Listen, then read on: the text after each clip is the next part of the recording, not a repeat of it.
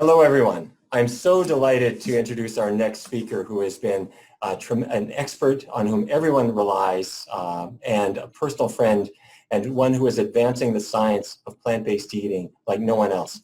Dr. Michael Greger is a founding member and fellow of the American College of Lifestyle Medicine, New York Times bestselling author. And if you talk to just about anybody who's taken an interest in nutrition these days, they're going to tell you that Michael Greger's work has changed their lives. Dr. Greger. Thank you so much. So excited to quasi be here. Let us begin. Surely, if there was some safe, simple, side effect-free solution to the obesity epidemic, we know about it by now, right? I'm not so sure. It may take an average of 17 years before research evidence makes it into day-to-day clinical practice. To take one example that was particularly poignant for my family, heart disease.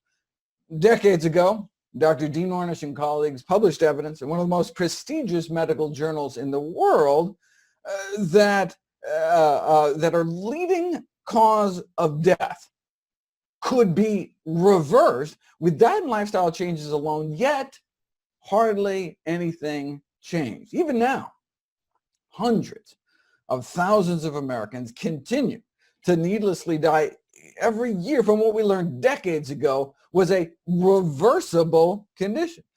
I had seen it with my own eyes.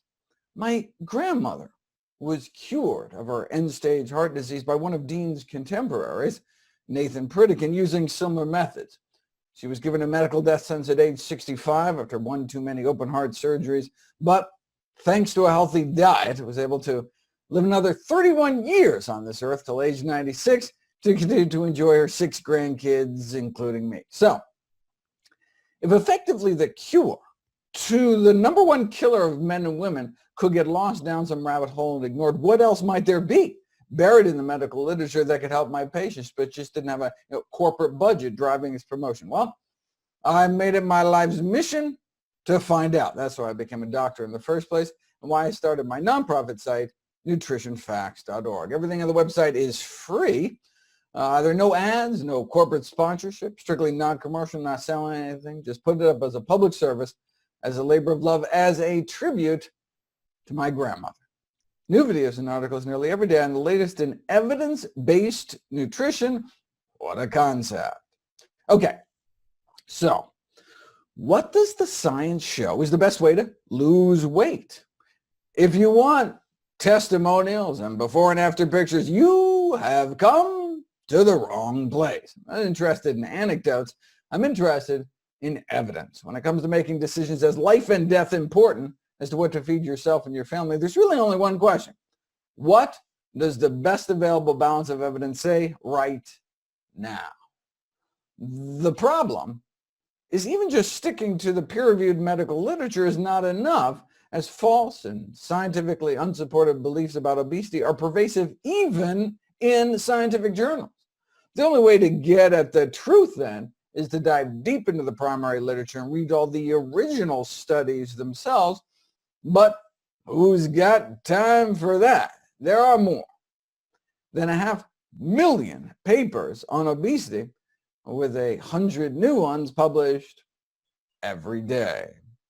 But that's what we do at nutritionfacts.org. We come through tens of thousands of studies every year, so you don't have to. Indeed, we uncovered a treasure trove of buried data like, today I'll cover simple spices proven in randomized, controlled, double-blind, placebo-controlled trials to accelerate weight loss for just pennies a day. But with so little profit potential, it's no wonder that these studies never saw the light of day. The only profiting I care about, though, is your patient's health. That's why 100% of the proceeds I receive from all my books and DVDs and speaking engagements are all donated to charity. I just want to do for your family what Pritikin did for my family. But wait, isn't weight loss just about eating less and moving more? I mean, isn't a calorie a calorie? That's what the food industry wants you to think. The notion that a calorie from one source is just as fattening as a calorie from any other is a trope broadcast by the food industry as a way to absolve itself of culpability. Coca-Cola even put an ad out emphasizing this one simple common sense fact. As the current and past chairs of Harvard's nutrition department put it, this central argument from industry is that the overconsumption of calories from carrots would be no different than the overconsumption of calories from sodas. I mean, if a calorie is just a calorie, why does it matter what kind of foods we put in our mouth? Well, let's explore that example of carrots versus Coca-Cola. Now, it's true in a tightly controlled laboratory setting, 240 calories of carrots, 10 carrots, would have the same effect on calorie balance as the 240 calories in a bottle of Coke. But that comparison falls flat on its face out in the real world. You can chug those liquid candy calories down in less than a minute, but eating 240 calories of carrots would take you more than 2.5 hours of constant chewing. It's actually been tested. Not only would your jaw get sore, but 240 calories of carrots, that's like 5 cups of carrots. You might not even be able to fit them all in. Our stomach is only so big. I mean, once we fill it up, stretch receptors in our stomach wall tell us when we've had enough. But different foods have different amount of calories per stomachful. Right? Some foods have more calories per cup, per pound, per mouthful than others. This is the concept of calorie density, the number of calories for a given amount of food. As you can see, oil, for example, has a high calorie density, which means it has a high calorie concentration, lots of calories packed into a small space. So, drizzling a tablespoon of oil on a dish, for example, adds over 100 calories. I mean, for those same calories, you could have instead eaten about 2 cups of blackberries, for example, a food with a low calorie density. So these two meals have the same number of calories. I mean, you could swig down that spoonful of oil and not even feel a difference in your stomach. But, eating a couple cups of berries could start to fill you up. That's why, yes, biochemically, a calorie is a calorie, but eating the same amount of calories in different forms can have different effects. The average human stomach can expand to fit about 4 cups of food. So a single stomach full of strawberry ice cream could max out our caloric intake for the entire day. To get those same 2,000 calories from strawberries themselves, you'd have to eat 44 cups of berries. That's 11 stomach full. I mean, as delicious as berries are, I don't think I could fill my stomach to bursting 11 times a day. I mean, some foods are just impossible to overeat. They're so low in calorie density that you just couldn't physically eat enough of it to even maintain your weight. In a lab, a calorie is a calorie, but in life, far from it. Traditional weight loss diets focus on decreasing portion size, but we know these eat less approaches can leave people feeling hungry and unsatisfied.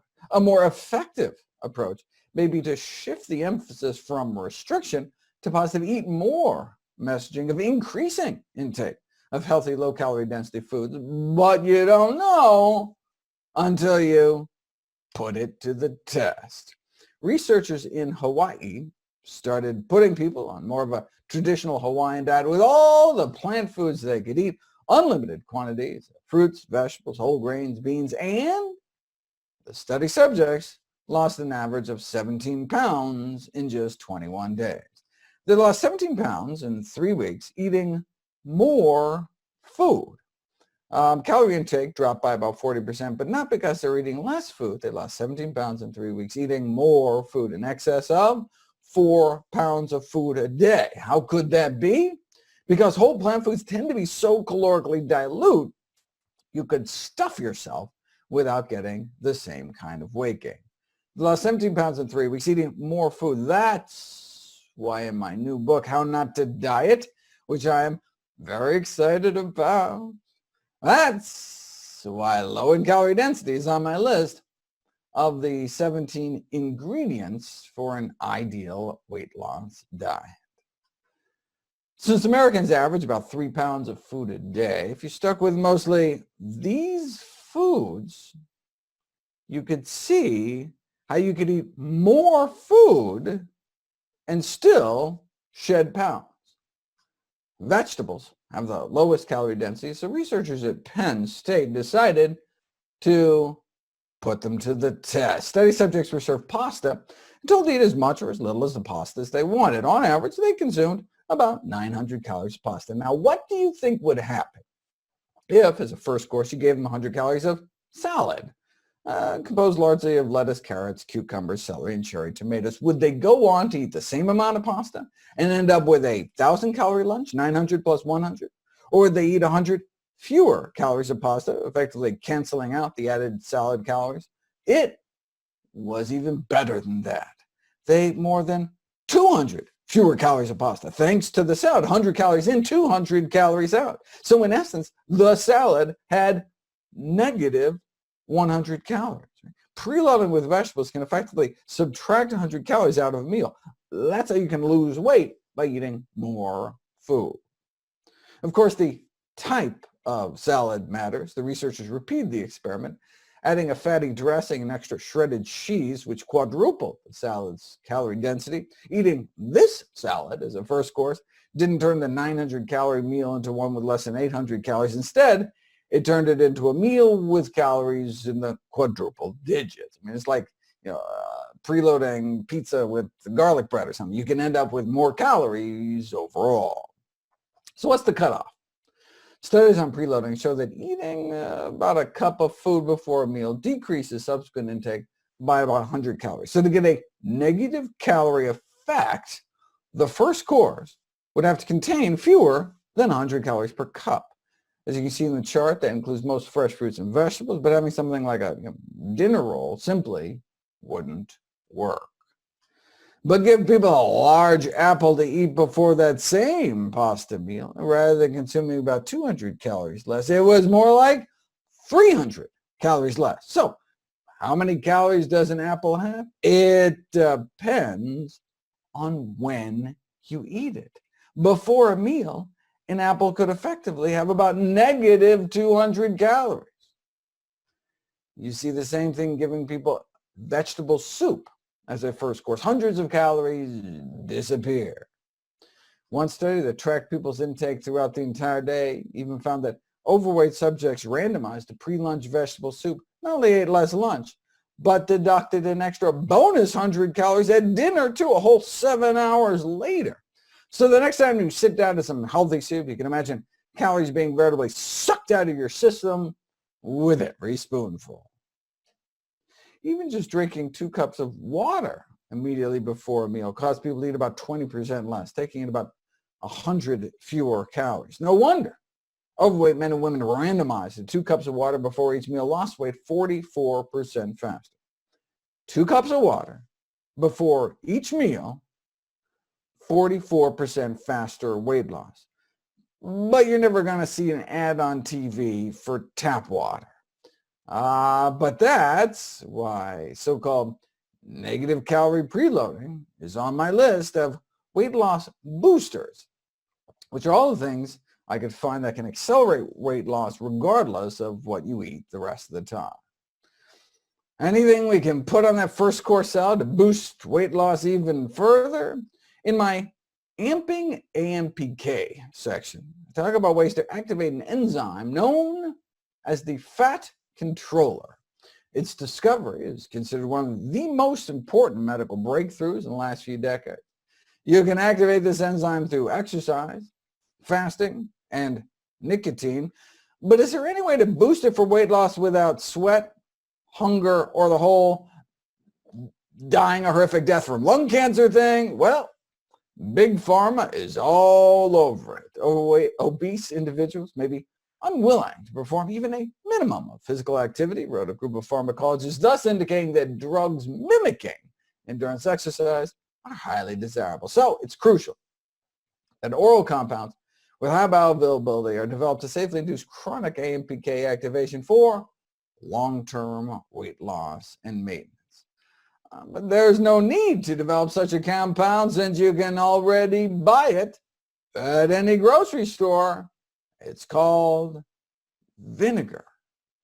When vinegar, acetic acid, is absorbed and metabolized, you get a natural AMPK boost. Enough of a boost to actually lose weight at a typical dose you might get dressing a salad. I mean, Vinegar has evidently been used as a treatment for obesity for centuries, but only recently has it been put to the test. A randomized, double-blind, placebo-controlled trial on the effects of vinegar intake on the reduction of body fat in overweight men and women. The subjects were randomized to drink a daily beverage containing 1 or 2 tablespoons of apple cider vinegar, or a placebo control group drinking a beverage developed to taste the same as vinegar drink, but prepared with a different kind of acid, so it didn't have any actual vinegar. 3 months in, the fake vinegar placebo group actually gained body fat, as overweight people tend to do, whereas the genuine vinegar group significantly lost body fat as determined by CT scan.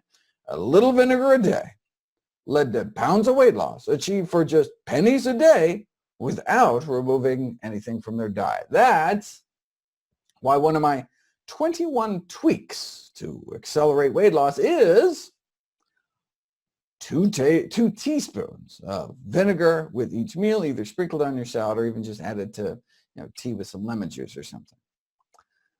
The vinegar studies are nice because they're placebo controlled. I mean, that's hard to do with food. I mean, you can't stuff a cabbage into a capsule, but there are some foods so potent that you could actually fit them in the pill to pit them against placebos, and that's spices. Well, want to know if garlic caused you to lose weight? Well, give people some garlic powder pills versus placebo pills, and garlic worked, resulting in both a drop of weight and waistlines within 6 weeks.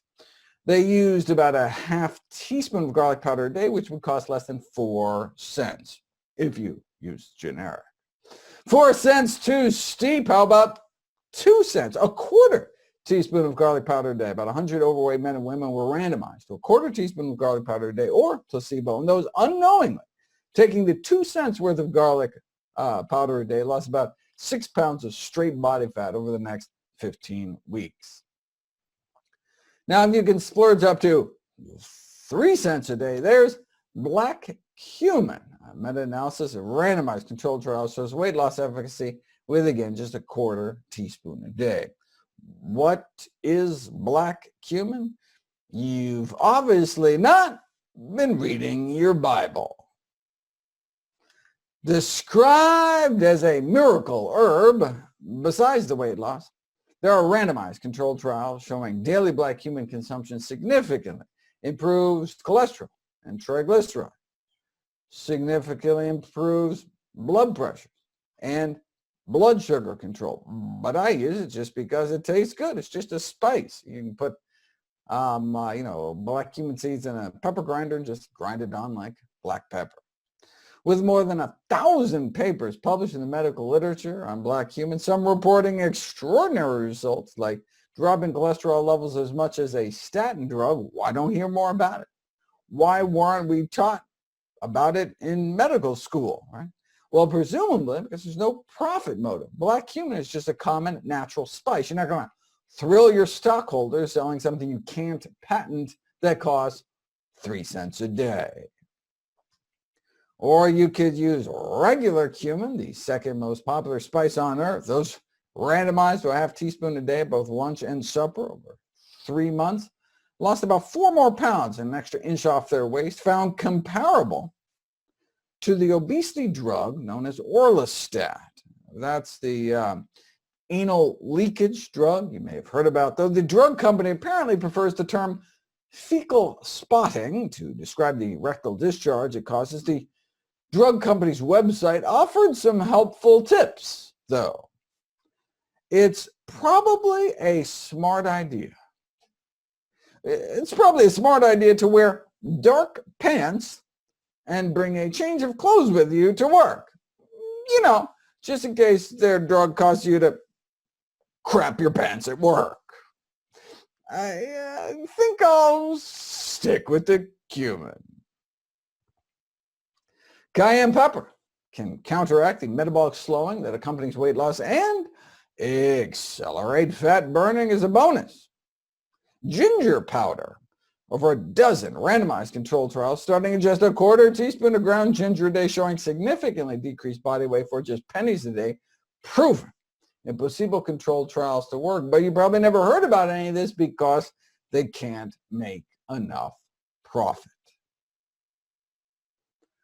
If there was one piece of advice that best sums up the recommendations in my my new book, it would be wall off your calories. I was going to say my latest book, but I actually wrote a book, How to Survive a Pandemic, which is already out on audiobook and ebook and will be out in not hardcover, paperback, in physical copies on August 18th, if anybody's interested. But 2 books ago, How Not to Diet, my recommendation, wall off your calories. Animal cells are encased only in easily digestible membranes, which allow the enzymes in our gut to effortlessly liberate calories within a steak, for example. Plant cells, on the other hand, have cell walls that are made out of fiber, which acts as an indigestible physical barrier, so many of the calories remain trapped. Processed plant foods, however, like fruit juice, sugar, refined grains, even whole grains, if they've been powdered into flour, have had their cellular structure destroyed, their cell walls cracked open, and their calories are free for the taking.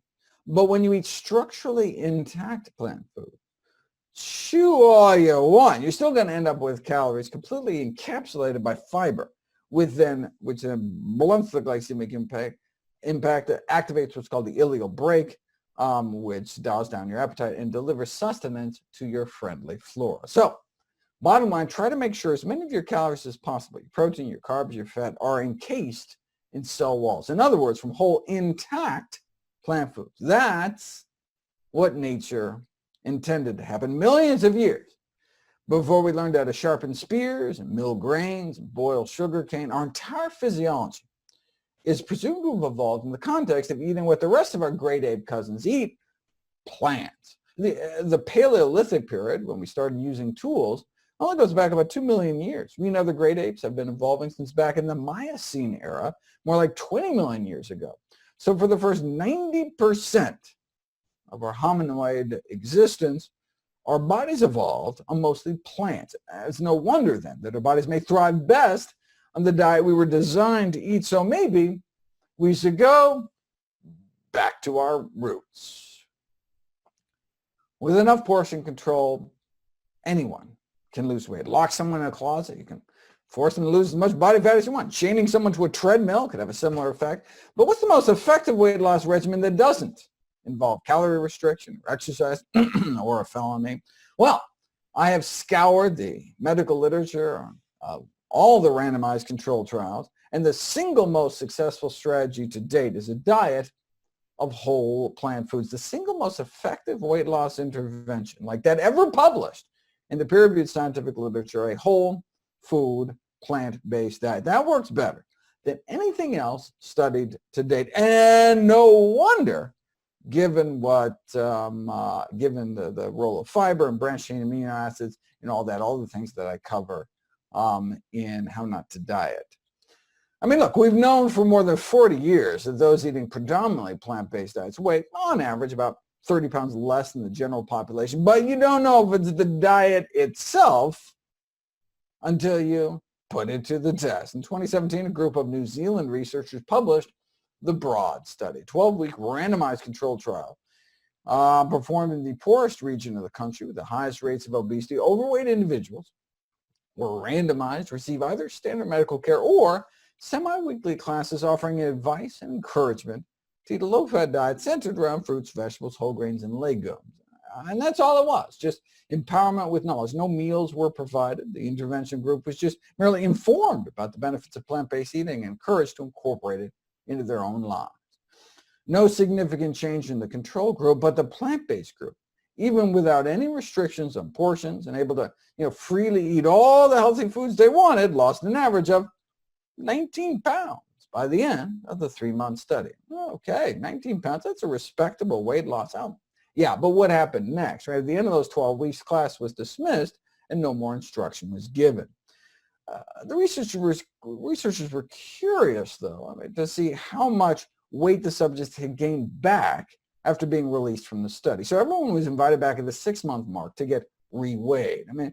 Yeah, the plant-based group had left the 3-month study 19 pounds lighter, but after 6 months, they were only down about 27 pounds. They got even better. The plant-based group had been feeling so good, both physically and mentally, had been able to come off so many of their medications that they were sticking with the diet on their own, and the weight had continued to come off. Okay, what about a year later? I mean, even studies that last a whole year, where people are, coached to stay on a particular diet the entire time. By the end of the year, any initial weight loss the first few months tends to creep on back. And the broad study only lasted 3 months, yet after it was all over, those who had been randomized to the plant-based group not only lost dozens of pounds, they kept it off. They not only achieved greater weight loss at 6 and 12 months than any other comparable trial that was months after the study had already ended. Right? A whole food plant-based diet achieved the greatest weight loss ever recorded compared to any other such intervention published in the medical literature. You can read the record-breaking study in full for free at nature.com/article/NUTD173, or you can just point your phone camera at the screen right now and pick off the QR code.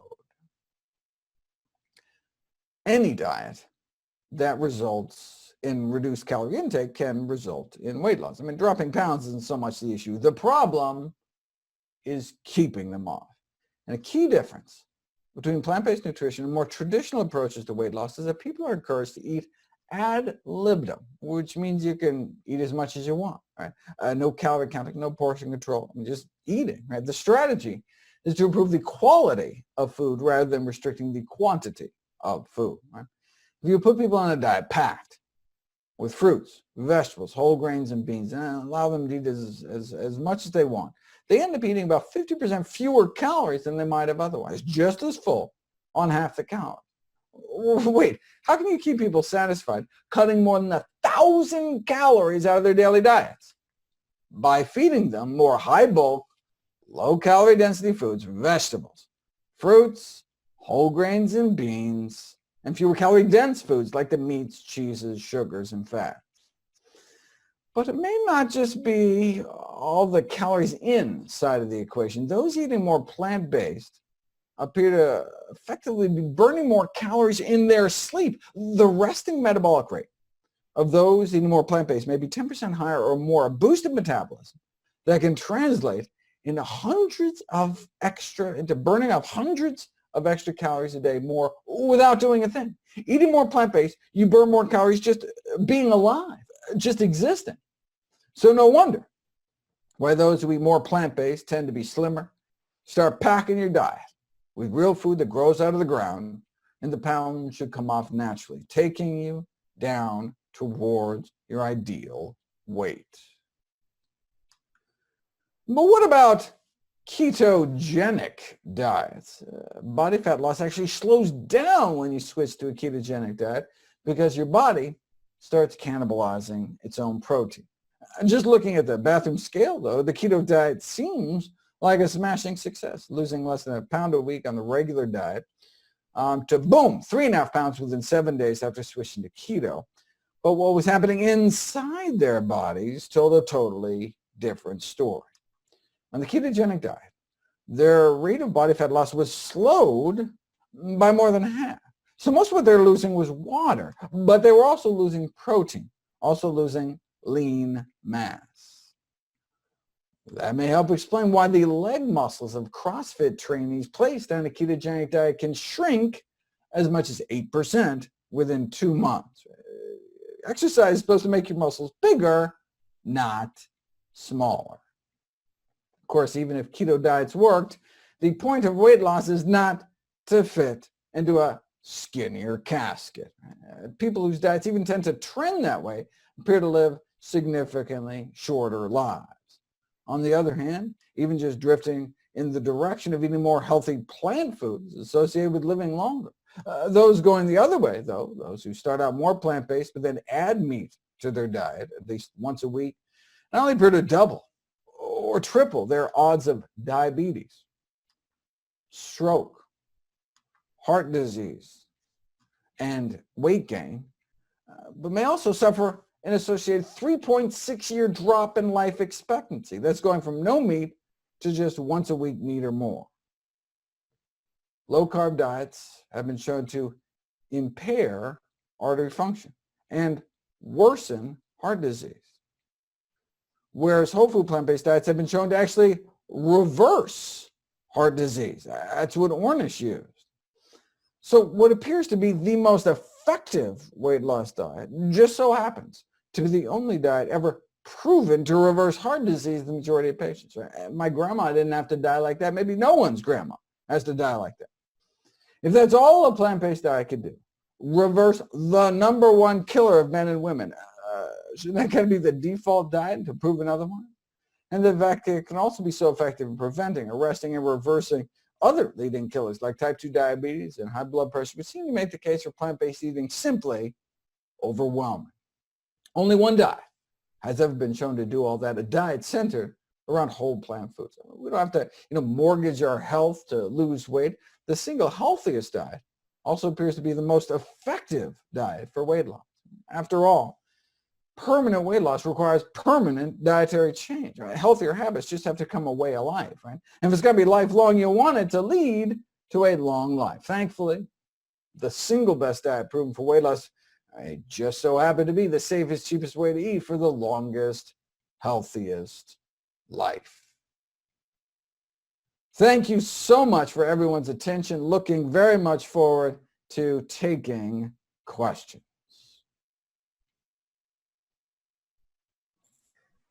Great. Thank you, Dr. Geiger. What a fantastic presentation, as always. We do have lots of questions for you, so we'll kick us off with this first one. We're wondering if cooking with vinegar, cayenne pepper, cumin, garlic powder, all those that you mentioned, are just as effective as when eating them raw. Is it better to ingest them raw? Well, it's interesting. So, I think we just intuitively feel that raw is better and that, processing, would detract. But, but ginger actually gives us an important cautionary tale in that there are dehydration products of ginger called show gels, which appear to be the active ingredient in terms of weight loss. And so the compound that actually appears to cause the weight loss isn't apparent. It doesn't exist in fresh ginger. It's created by the dehydration process where some of the fresh ginger compounds get turned into these show gels. And so dried ginger works, fresh ginger doesn't. There was a study where they gave people fresh ginger, no weight loss, right? So when the study shows that garlic powder helps, and you're like, garlic powder? Why not just use fresh garlic? It's going to work even better. Maybe not. Now, there's never been any studies actually done on the fresh garlic. So, hey, maybe fresh garlic would work better. But if you want to stick to the science, we know that garlic powder works, so use garlic powder, right, until we know better. Not saying, don't get fresh garlic. It's wonderful. But for weight loss, we only have data showing that the dried garlic powder, quarter teaspoon a day, works effectively.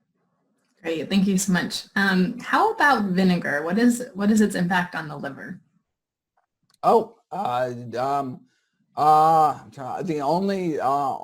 could only imagine benefits in terms of decreasing fatty liver syndrome. We now, that's becoming the leading cause of liver transplant, is a non-alcoholic fatty liver disease. And because liver preferentially causes the loss of visceral fat.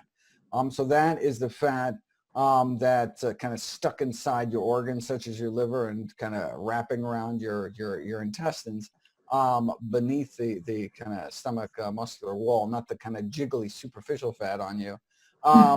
That one would expect that vinegar consumption would actually decrease liver inflammation. Yeah. And is there a particular vinegar that is better than others, more effective? That's a great question. So it turns out that it's just the vinegar itself. It's the acetic acid. So vinegar, vinegar is defined as a dilute, aqueous solution of acetic acid, meaning acetic acid and water. If you have that criteria, then all of a sudden you have vinegar. So even gross crappy distilled white vinegar that you use to like scrub bathroom tile.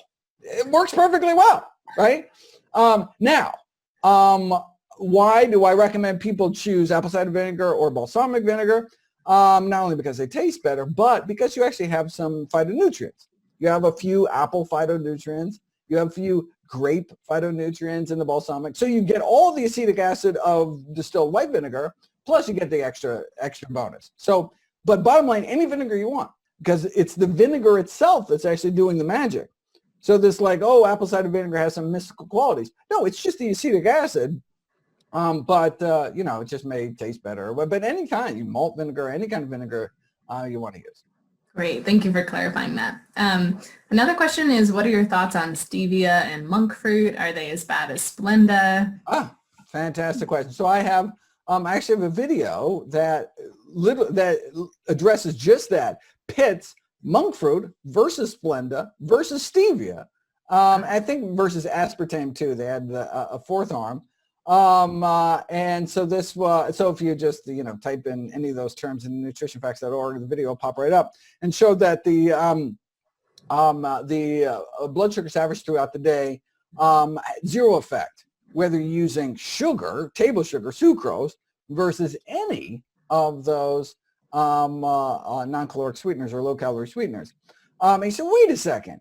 And it was a lot of sugar. I forget exactly the dose they were using. So how could eating, tablespoons of sugar, less sugar in the day, not improve your blood sugar levels? What happens is that certainly at that meal, it was during breakfast. So the sugar or a non-caloric sweetener during breakfast. Now, obviously, your breakfast blood sugars are higher if you just eat regular sugar, but the eating those artificial sweeteners or the natural non-caloric sweeteners like monk fruit or stevia, even though breakfast would look better, you have such exaggerated blood sugar spikes at lunch and dinner when you're not doing anything, not doing stevia, not doing monk fruit, not doing anything, just the same lunch and dinner for all four arms of that study.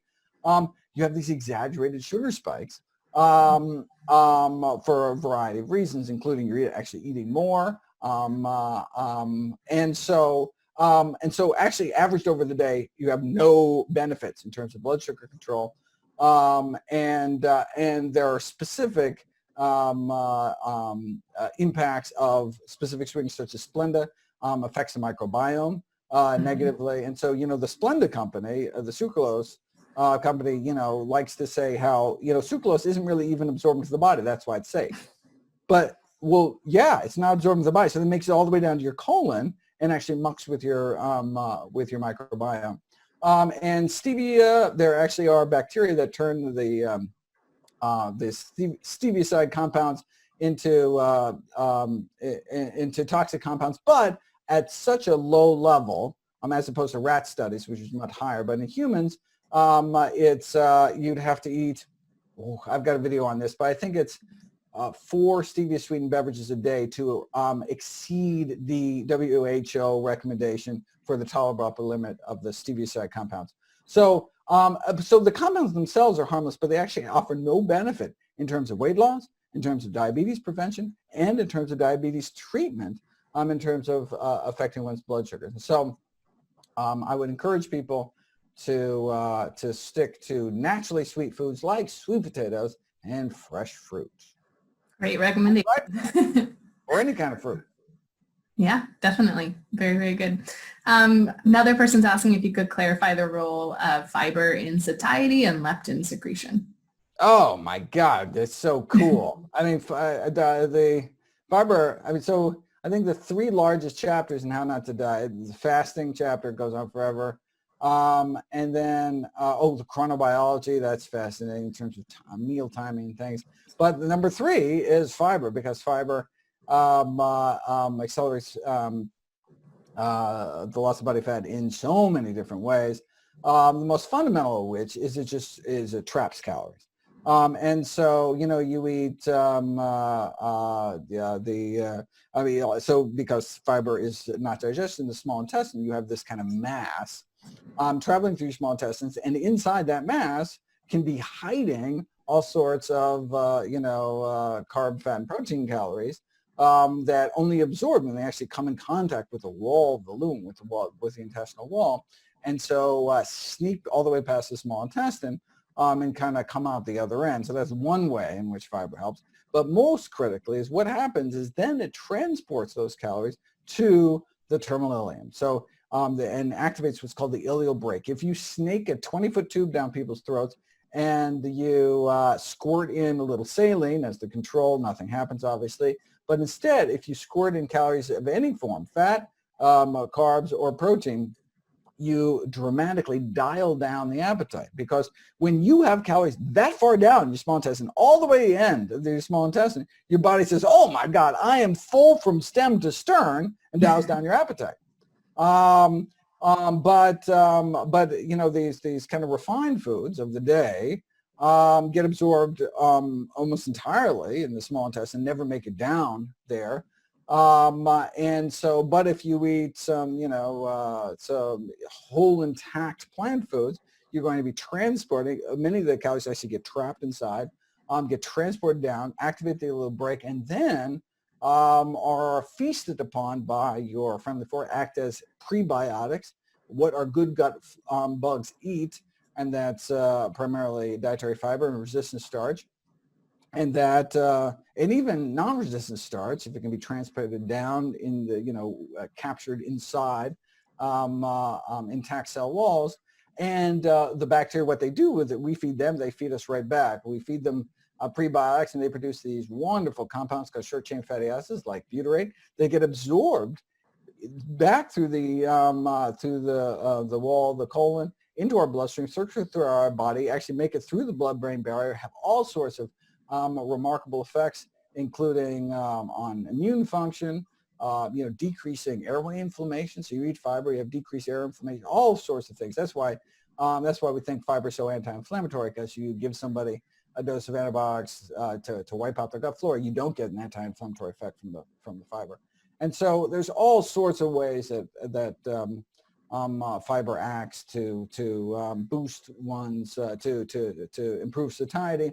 So much so that there's what's called a second meal effect. It used to be called the lentil effect, because that was the original studies. They found that all the legumes work, because it all of a sudden worked on chickpeas and all these. Oh, okay, fine. We'll just call it the second meal effect. Whereas, so let's say if you give somebody a steak, people think of protein as the most satiating macronutrient. And the reason they say that is because you give somebody a steak and they report feeling more full than if you gave them, you know, a baked potato, or gave them other kind of predominant macronutrients. But when you actually see if it cuts down on a subsequent meal intake, I mean, it only causes you to weigh less. Satiety only matters if you actually eat less food later on. I mean, otherwise, what's the point? And even studies funded by the Meat, Dairy, and Egg Board show that protein actually has zero effect. So you come back 2 hours later after eating that steak, and they don't eat any less of a snack than if they hadn't had the steak at all. Whereas if you feed people the second meal effect with legumes, feed people, you know, beans, split peas, chickpeas, and lentils, you not only do you decrease intake later on, you can decrease more than 12 hours the next day. So you eat beans, bean burrito for supper, and you actually eat less lunch, 100 calories less at lunch the next day. Why? Because at that point, your gut bacteria are eating that same bean burrito, producing these wonderful compounds that dials down your appetite. And so you can imagine, boy, if you ate beans every day, right, you'd be, you know, kind of putting money in the bank in terms of decreasing satiety, not just at the next meal, but the following meal. So yeah, really all sorts of wonderful, remarkable effects of fiber. Absolutely. That's a fantastic explanation. All right. Here's a big one. What are your thoughts on fasting or intermittent fasting for weight loss and just overall health? Oh my God. So yeah, so that was the biggest chapter, because there's so many different types of intermittent fasting, right? There's alternate day fasting, the 5-2 fasting, 25-5 fasting, fasting modified diets, you know, time restricted feeding, etc. And so I go through every single one of them, talk about the pros and cons. In fact, I think we have an infographic, just so complicated, infographic on nutritionfacts.org that you can download and look at all the different types, look at the kind of a quick cheat sheet of all the pros and cons. If you want to look at the science, you got to just dig into the actual videos. But bottom line is, so for example, alternate day fasting is bad because it actually increases your cholesterol over chronic daily calorie restriction. But what the big takeaway, spoiler alert, is early time restricted feeding, meaning trying to restrict your daily eating window to under 12 hours, but critically the timing of that window. It should be early rather than late. If you're going to skip any meal, you would be skipping supper, not breakfast. We're trying to shift our calories towards the beginning of the day. Big breakfast, that's what we want, because calories in the morning don't count as much as calories in the evening. The exact same snack eaten at night is more fattening, actually lays down more body fat than the exact same snack, same number of calories eaten earlier in the day. So I encourage people not to eat after 7, not to eat after it's dark outside. It's not just body fat, but has a bunch of negative metabolic effects, the late night eating. And so, yeah, early time restricted feeding, that would probably be the best. That's kind of the takeaway. Although, so that's just weight loss, but really fascinating longevity stuff. There's actually a study done in Spain in an old folks home 50 years ago that showed that those randomized to basically a modified alternate day fasting had significantly decreased hospitalizations. And it was actually by a large amount.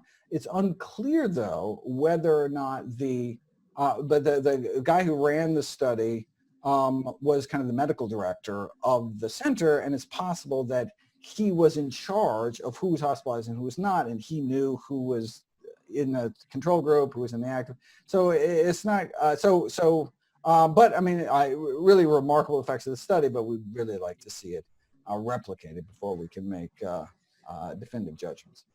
Mm-hmm. Great. Awesome. We're also getting some questions about smoothies, kind of asking about if the fiber content is different once you've put fruits and vegetables through a blender, and kind of along similar lines, since flax and chia tend to be added to smoothies often, are they better ground or whole?